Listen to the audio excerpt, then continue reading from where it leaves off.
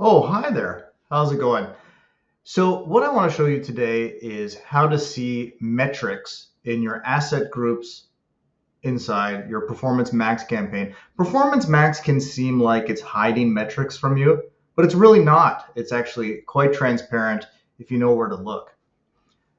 Here's the Google Ads account. This is the old UI. I wonder if we can change it over to the new one. Let's do that. Use new design, appearance, use new design. And this will be a test for me. Let's see if I can make my way over there. So here, campaigns. Good. Let's go to campaigns.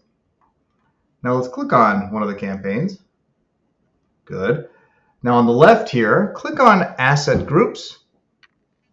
Perfect. And here we have asset groups. We have 1 and 2. So our Performance Max campaign is separated into 2 asset groups. Now the idea here is that we're filtering each asset group into different listing groups.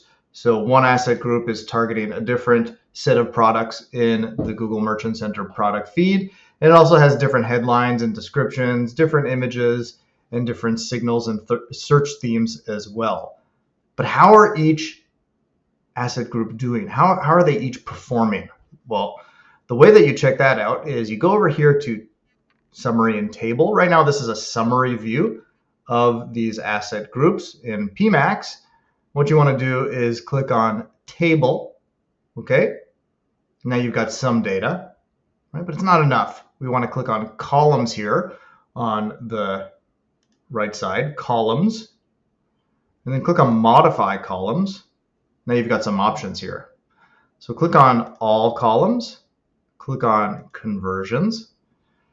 Now there's all sorts of different things that you can choose here. So the ones that I like are conversions, okay? And then this one is ROAS, conversion value divided by cost, okay?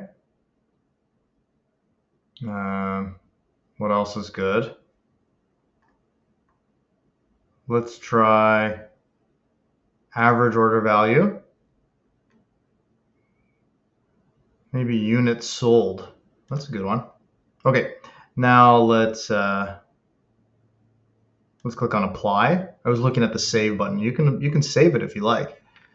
Now let's bring the date selector. Click on the last 30 days. Well, units sold's not being populated. That's odd. What's going on there? Okay, let's clean it up.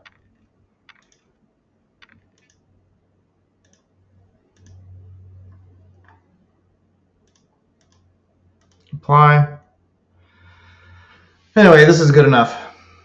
So we've got here conversions for this particular asset group. And we've got conversions for this particular asset group. And then we have ROAS for this asset group and ROAS for this one. Add strength, and there's a bunch of other aspects as well. Let's add some more. I'm not quite done here. Modify columns. Performance. How about how many clicks it got? Let's look at the cost. And then potentially under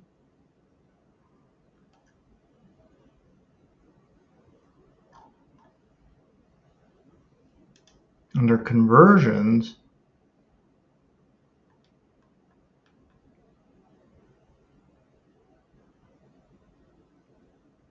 Okay, why didn't average order value? Okay, how it works. You report conversions with cart data. Oh, okay, because we're not reporting conversions with cart data. From a tagging perspective, the reason average order value did not populate is because we have not implemented conversions with cart data inside GTM, and we're not passing that data to our conversion tracking tag. Stay tuned. Maybe I'll make another video on that. But that's why that didn't populate. Okay. And probably the same for orders as well. Yeah. Conversions with cart data. So this is actually something separate you have to set up. But that's okay.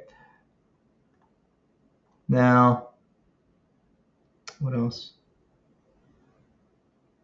Value for what does each conversion cost? That's a good one. But this is a ton more data than what was shown in that summary view. So first, when I started using Performance Max, I would look at that summary view and I would go, okay, it's not as detailed as Google Shopping. But looking at this now, when you kind of click on that table view over here and then add extra columns, we can see that at the asset group level, we can see much more detail. Okay, these are how many conversions took place. I added that. This is how much each conversion cost. Or sorry, that's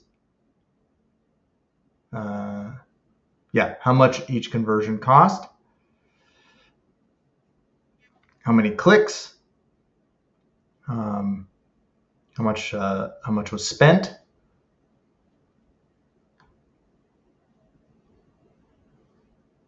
Okay. How much value was driven, I believe, per conversion. Yeah. Okay, perfect. Well, there you go. That's more detail at a PMax level. Hopefully that was interesting to you. And as you can see there were kind of boxes I wanted to check, but I couldn't because we're not passing cart data to our conversion tracking tag. And that's something you can certainly do if you have your merchant center information passed to your conversion tracking tag. We're not doing that here, but it's a lot more detailed if you kind of do what we did there from a reporting perspective. All right, have a good one. Hopefully that was helpful.